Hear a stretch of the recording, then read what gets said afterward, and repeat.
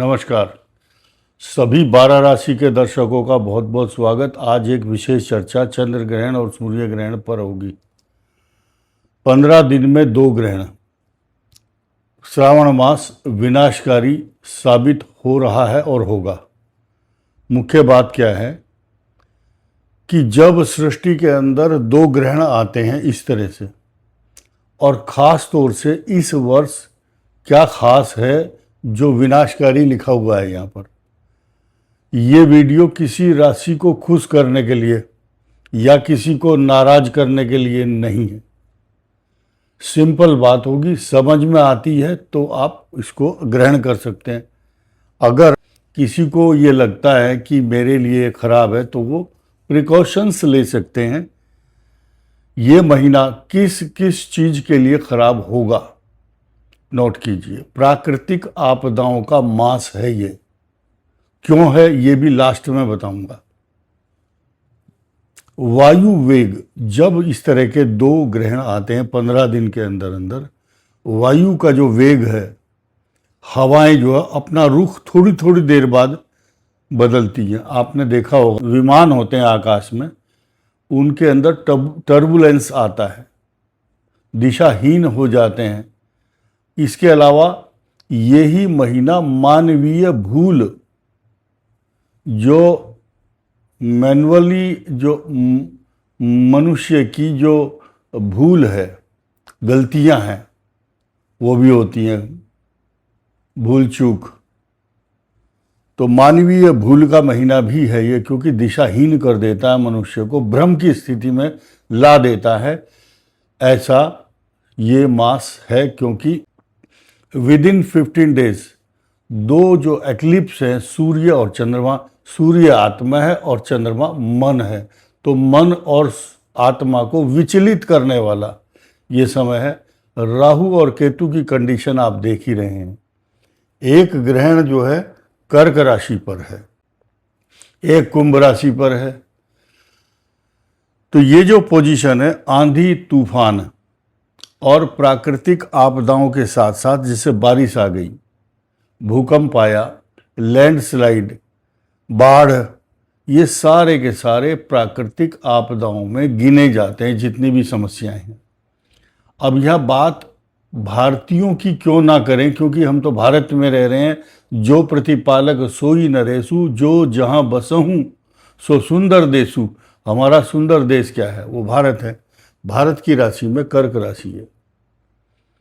स्वतंत्र भारत की कुंडली जब निर्माण करते हैं, वृषभ लगन आता है, कर्क राशि आती है, और भारत के अंदर राजनीतिक उठापटक हो सकती है। रीजन क्या है? राजनीतिक संकट के साथ साथ जनता का विरोध, जन विरोध तथा जनता में असंतोष उत्पन्न करता है, क्योंकि चंद्रमा मन है, सूर्य आत्मा है। तो सूर्य क्या है? राज सत्ता है, इसको हिलाना चाहता है ग्रह। और जो राहु और चंद्रमा है, ये मन है, किसका? ये जनता का असंतोष है।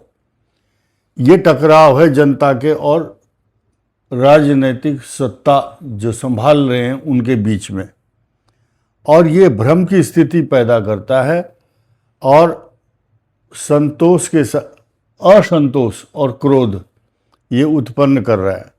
अब ध्यान दीजिए आप, ये जो पोजीशन है ये अगले कुछ दिन इतनी खराब है कि राष्ट्र को कष्ट देता है और समाज को भी, और साथ ही साथ प्राकृतिक जो परिवर्तन हो रहे हैं प्रकृति को, ये नेचर है सूर्य भी, और राहु केतु नेचर को बाधित करता है। इसमें इम्बैलेंस बोलते हैं इसको, असमानता। और उसका रीजन मैंने कहा था कि मैं अभी बताऊंगा। मानवीय भूल के साथ साथ कुछ आदमी ओवरटेक करना चाहते हैं। ओवरटेक के कई मीनिंग है। ओवरलैपिंग, ओवरटेक, आगे बढ़ने की कोशिश, लेकिन उलझ करके गिर जाने की पोजीशन ज़्यादा होती है, उलझता है मनुष्य।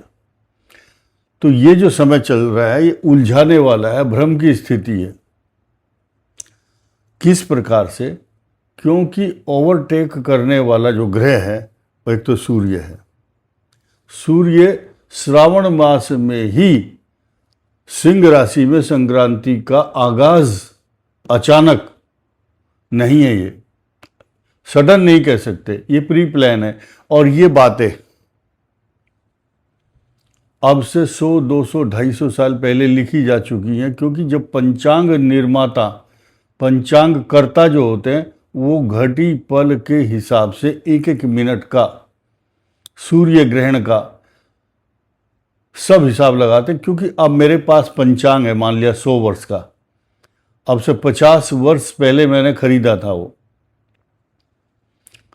तो उस 50 साल पहले वाले पंचांग से हम काम चला रहे हैं और आगे भी अभी 50 साल और काम करेगा वो। तो इसलिए जो सूर्य ग्रहण और चंद्र ग्रहण की तारीखें हैं वो पहले से ही लिख दी गई हैं।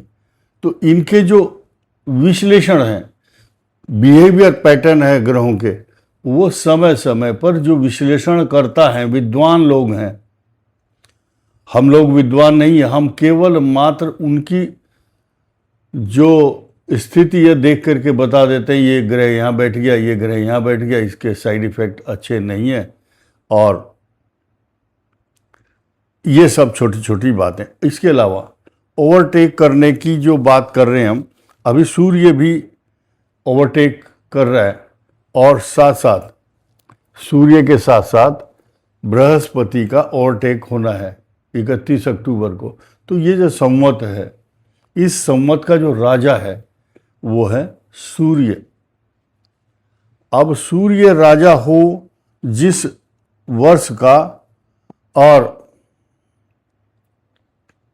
वो किस प्रकार से राजा है? क्योंकि ग्रहों का राजा ही सूर्य है।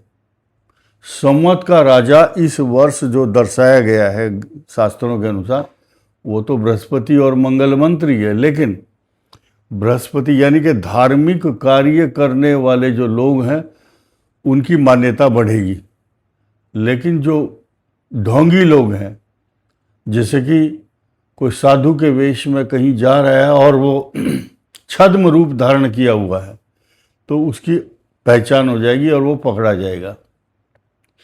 नकली लोग, नकली नेता, झूठे छल फरेब और बेईमान लोग की पहचान इस दौरान होगी और उनके खिलाफ मोर्चा खोला जाएगा। किसके द्वारा? जन असंतोष दिखाई दे रहा है, ऐसा ग्रह है। तो ये जो कुल मिलाकर के 15 दिन में 2 ग्रहण है श्रावण मास में, इसका रीजन मैंने बताया। एक तो सूर्य की संक्रांति का श्रावण में एडवांस आ जाना, it may be cause of different type of problem, ये कई प्रकार की प्रॉब्लम क्रिएट करता है ये जो लक्षण है। अब इन स्थिति में समस्त देशवासियों को क्या क्या प्रिकॉशंस लेने होते हैं, खास तौर से जीव शब्द है, जीव मतलब बृहस्पति। पश्यति यस्य जीवः, जीवः का मतलब बृहस्पति, और कर्क राशि में उच्च राशि में है, पाप कर्तरी योग के अंदर है। यहाँ पर मिथुन में मंगल भी है और ये पाप कर्तरी योग बना रहा है। तो इसलिए अपने बच्चों को, स्वयं को, एक जैसे कि आपदा आती है, कोई महामारी आती है, पेंडेमिक आता है, उससे पहले मनुष्य जो है प्रिकॉशन लेता है। ये जो मास है इसमें कौवों का बहुत बड़ा योगदान होता है। कौवे, क्रो, तो क्रो से कुछ सीखिए। क्रो ये बताता है कि बरसात में उनके जो अंडे हैं उनको सुरक्षा देने के लिए वो तत्पर रहते हैं और पहले से ही ईंधन, अन्न, सब कुछ इकट्ठा करके रखते हैं। घोंसला देखिए, उसमें लोहा भी मिलेगा, लकड़ी बड़ी मजबूत, और वो चौकीदारा करता है उसकी पहरेदारी करता है घोंसले की। दाएं बाएं से आने वाले लोगों पर पैनी नज़र रखता है विजिलेंट रहता है वो। इसलिए हर व्यक्ति को कौवे के समान काक चेष्टा वको ध्यानम स्वान निद्रा तथैव च, ये आपने सुना होगा श्लोक। तो इसलिए सावधानी का समय है। और ये जो 15 दिन का जो 2 ग्रहण का समय है, प्रिकॉशंस क्या क्या ले सकते हैं ये आप सबको मालूम है, केवल सावधानी की आवश्यकता है। इस वीडियो में इतना ही। धन्यवाद, नमस्कार।